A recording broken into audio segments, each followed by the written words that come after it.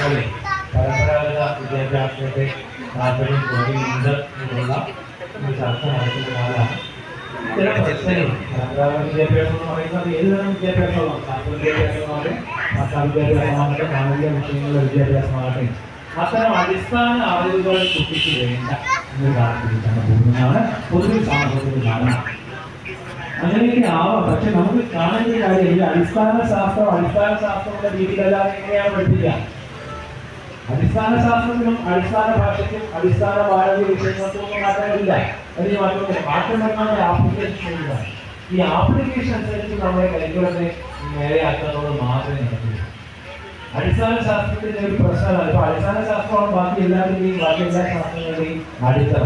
അത് പഠിച്ചില്ലെങ്കിൽ മറ്റൊന്നും പഠിക്കാൻ കഴിയില്ല. അപ്പൊ കുട്ടി പക്ഷെ അങ്ങനെയല്ല ഇപ്പോൾ ഞാൻ കാണുന്നത്.